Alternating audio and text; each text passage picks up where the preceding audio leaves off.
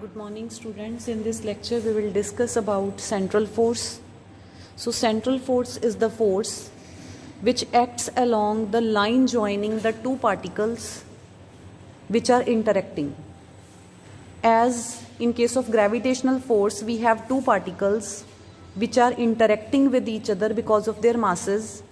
Then the gravitational force between the two interacting particles, it acts along the line which join the two particles.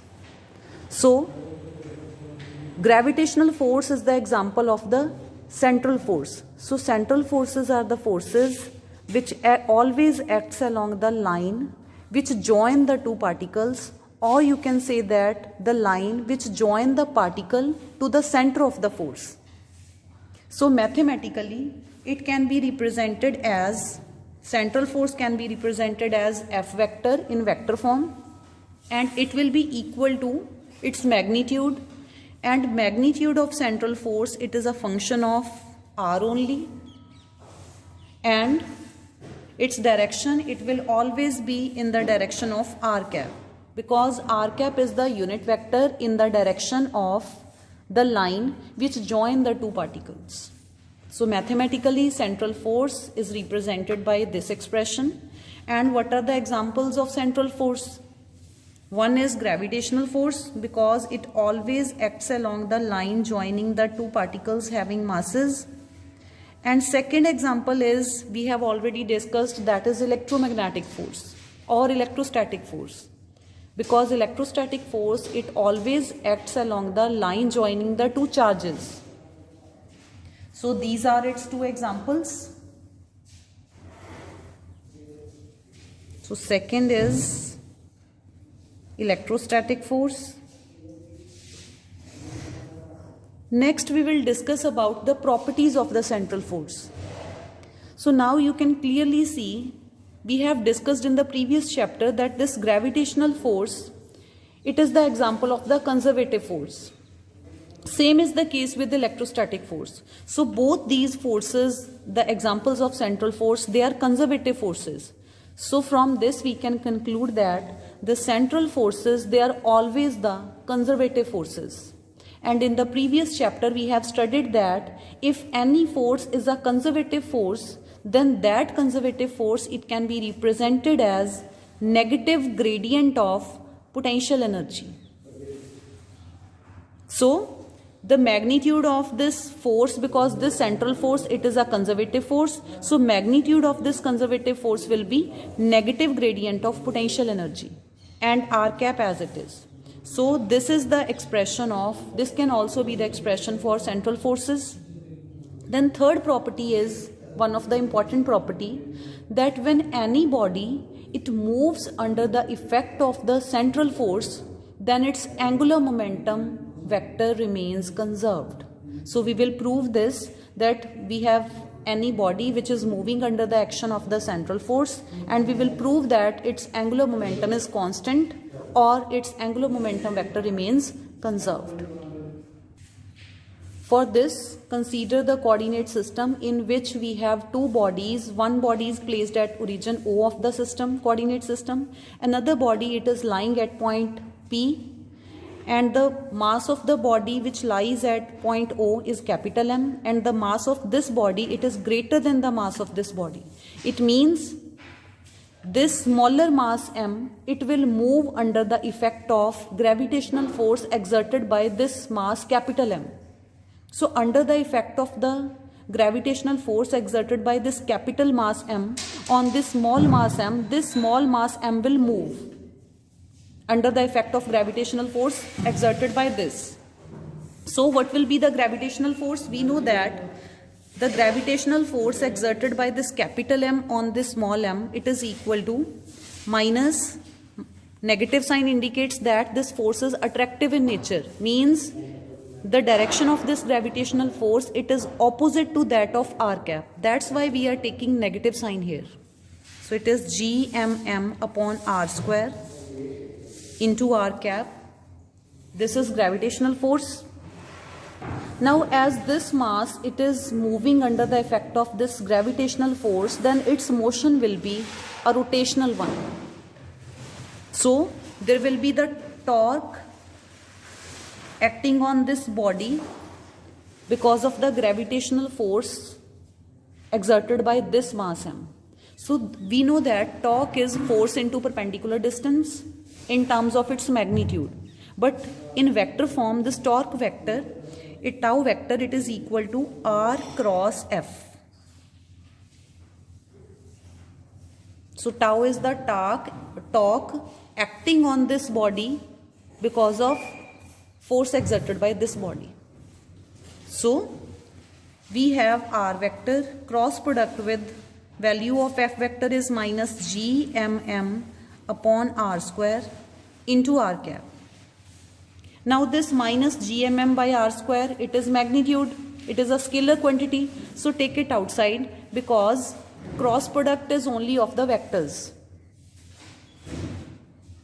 So take this minus gmm by r square outside, so inside we have r cross r cap. And what is the direction of r cap? It is this. What is the direction of r vector? It is same direction. It means angle between r cap and r vector is 0 degree. And what is a cross b? It is ab sine theta. Theta is 0. We know that sine 0 is 0. So therefore this r vector cross r cap, it will be 0. Why?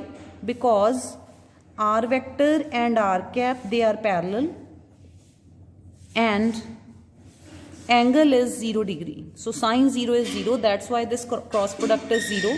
So this implies torque acting on the body is 0. Torque acting on the mass small m by mass capital M, it is 0. And what is one another definition of this torque? It is related to angular momentum. This torque, it is the time rate of change of angular momentum. Torque is also defined as time rate of change of angular momentum vector. So because torque is time rate of change of angular momentum vector, so put this value in this equation and you will get dl by dt, it is equal to 0. And when the time derivative of any vector quantity or any quantity is 0, it means that quantity is a constant quantity. So from this we can conclude that when any body, it is moving under the effect of the central force, then its angular momentum, it remains conserved. Then last property is that when a body, it moves under the effect of central force, then it exhibits planar motion. It means its motion is confined to a plane, or you can say that two-dimensional motion. So how we will conclude this? Suppose here at the origin we have mass capital M, and here at this point mass small m, it is moving under the effect of gravitational force exerted by this mass capital M. And what will be the angular momentum of this mass small m? Because it is in motion, so it will have some angular momentum. Suppose its angular momentum is L vector. And what is the definition of angular momentum vector? It is the cross product of r vector with linear momentum vector. And what is this linear momentum vector? If v is the velocity of this small mass m, then this linear momentum vector, it can be written as mass into velocity vector. Mass is a scalar quantity, so take it outside. We have r cross v. Now in the previous property we have proved that angular momentum remains conserved. So if we suppose that the direction of angular momentum vector, it is along z-axis. Suppose that direction of angular momentum vector is along z-axis. Then according to the previous property, this L vector, it is conserved. It means its direction will be fixed. If its direction is fixed, then From this we can conclude that this vector, it is equal to A cross B. And we have studied this in our first chapter that the cross product is of two vectors, it is always perpendicular to the two vectors.